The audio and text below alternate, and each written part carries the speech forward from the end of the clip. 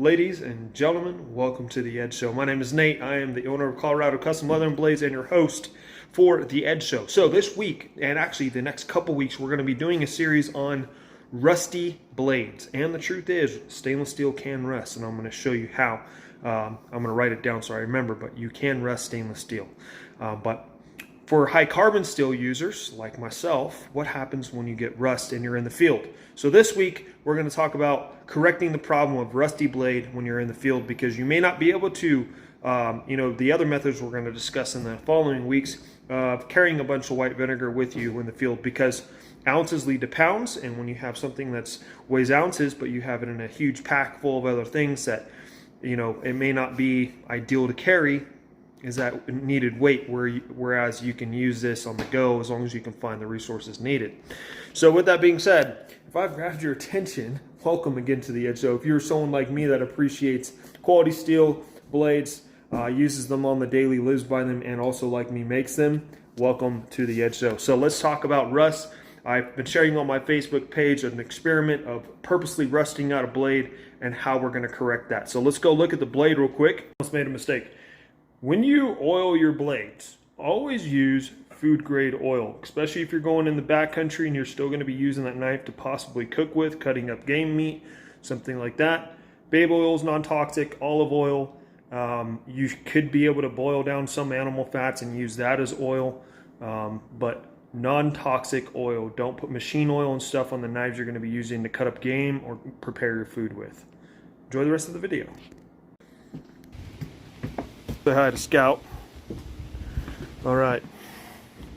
So here is our rusty blade. And I gave some false information when I was actually doing the kind of promotion for this video. Rust is not a protectant. It is a corrosion. Rust on copper is a protectant, but this is exposing fresh irons.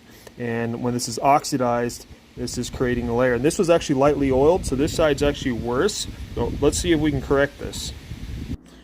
Okay, so looking at the blade here in better light, you can see all that rustiness. And I'll try to share some before and after pictures of what this looked like.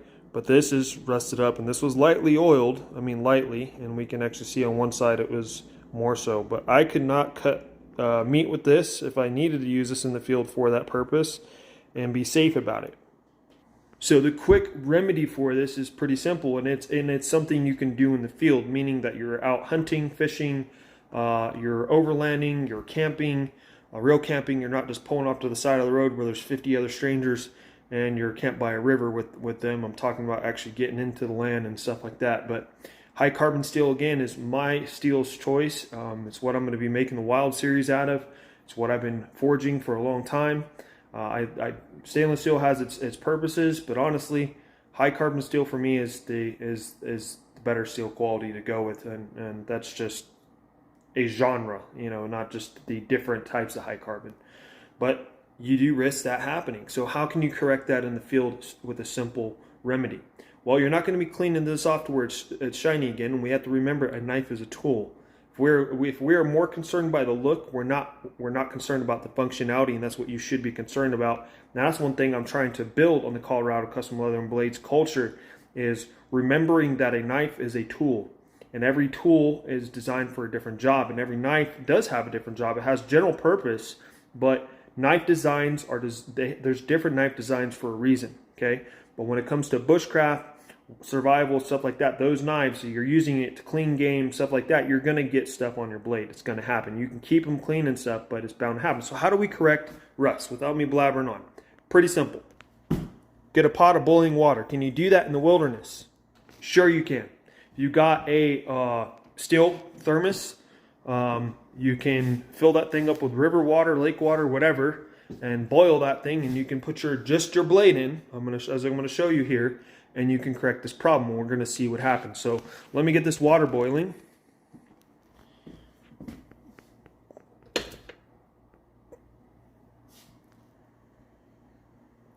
So we're going to wait for that to boil, and we're just going to set the blade in just like that, because that's all we need to correct. So as you're starting to heat up a little bit more, this is going to be different when you're out in the wilderness and you're going to be using this over a campfire. Now you can be creative as long as you have a metal container that you can do this in, and that's why you should include a metal container with you in your your hunting, whatever you want to call it, bug out bag, hiking pack, whatever, just whatever you're using in your kit. You should always have something that's metal that you can boil water with, because that water is essential more than food is. Okay, regardless if you have all the food you need and you're camping out of your truck or out of your vehicle and you have more than enough food supply, still critters may get into your water supply and you wake up and you don't have any water and it's draining it on the ground, but you have a river nearby, you have a lake nearby. As long as you can boil water, you're good. In this instance, you have time while you're waiting for this water to boil, because you don't want to put the knife in. And this is another thing too. When you're doing, and I'm going to probably do this in the wild when I'm in the woods, when I'm testing out the wildland, the WLD knife series that I'm going to be coming out with, which stands for water, land, and dressing, to exactly replicate this scenario. And I'm going to use a fire to boil the water, and it'll boil a lot faster, but you have to be careful because you're not going to ruin the temper of the steel by putting a knife in boiling water. It's not hot enough. But if you add fire to that, and fire is a very, very rapid heat source, that's why you don't want to put your blade into the oil. We're not tempering it again, Nate. Into the boiling water. You could ruin the temper like that, okay? Because there's a lot more heat source directly underneath that and traveling up. So you want to take that boiling water off first, set it on the ground, and then put that knife in. But I'll show you here in a second. We're almost there. All right, so now our water is starting to boil enough where I can put this blade in. So let's go ahead and do that. Now I'm going to do a scenario here where, you just want to have just the blade. You don't want to have the handle, because if there are scales on there, you risk that epoxy breaking loose. Unless you have a mechanical structure to where you can take the scales off, which is something I'm possibly thinking for the Wild series for the WLD knife and then the bushcraft knife. But so what we're going to do now is we're going to wait 10 minutes. Now, if this were in the wild, again, like what I said earlier, you don't want to just leave whatever you're using to boil water with on direct flames, because you can ruin the temper of the knife that way, because the direct heat source going to the bottom of that is hotter than that water. So heat travels, right? And steel will heat up really fast in coals. So just to be on the safe side, what I would probably do is I'd take, once it starts boiling, I'm going to take that thermos or whatever it is and set it to the side, off side of the fire, near it enough to where it's going to keep warm, but not directly on the flames, or even on some coals that are starting to simmer down. For this experiment, we're doing this at home, so we need to let this sit for 10 minutes, boiling in water. So I'm going to probably give this a good 5. I'm going to turn down the temperature just a tiny bit here. And we're going to let this set for 10 minutes.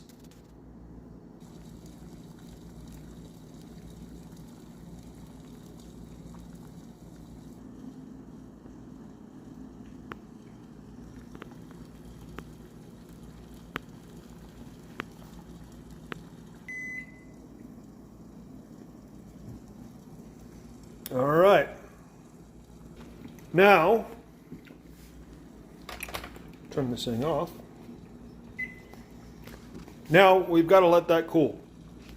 So if this was on a campfire, obviously it's already away from that because I've already talked about it. Let it cool down for a little bit before you touch that. And the cool thing for me right now is I already have holes drilled, so I could use a stick or something like that if I needed to. But for your case, MacGyver's, something like that, or a glove. Hopefully you have extra clothing or something. You can just pinch it into your scales and pull it out to cool on a rock or something. But we're going to move this over here and let it cool, and I'll show you the next step. Okay, now we got something like this. And by the way, if you let it sit and cool out of the boiling water for a little bit, and then you want to take a little bit of cold water to it and cool it down faster, you can. But I would let it cool down for at least a good 3 minutes to 5 minutes and then do that. You're not going to hurt anything in the temper, but just to be on the safe side.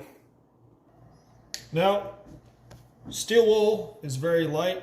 That is something you can put in your pack, especially because that does have fire making capabilities as well. And soap, if you don't have that, some people pack soap with them. Dawn dish soap, it goes a long way. But if not, you can use things like animal fat. The general purpose is you're going to scrub that rust now. It's important to boil it first because what you just created is actually a patina. Okay, so we're going to put that in the water we just used, and we are going to use soap in this case.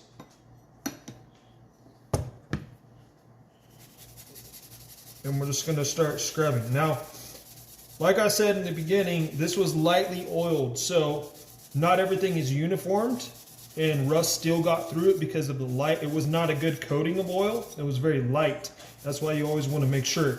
But one side of this is going to be the general idea of what you actually will have as an end product. So we're going to go into that right there.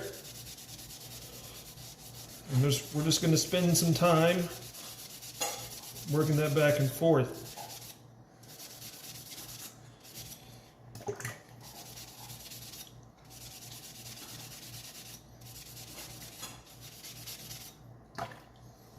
And you can see in the dark spots there, that is our patina, and there is no more rust. And that is a safe way to patina your blade, and that's actually what we just created. As I said, there's actually a darker tint to the steel of what was there before, because this was ground off, it just wasn't finished. So next week, guys, we're going to continue the subject study on rust and how to get rid of rust. This was just more of an in the field, this is your deal, and you know what, honestly, that didn't come out as good as I wanted it to, but again, I did give a realistic scenario of a blade was lightly oiled. Just because something is lightly oiled or oiled does not entirely mean that you're going to avoid rust. Okay, that's why you want to do things like we're going to do part of the series of creating anti-rust capabilities and how you can do that with your blade. So God bless, guys. Keep your edges sharp, and we'll see you next week.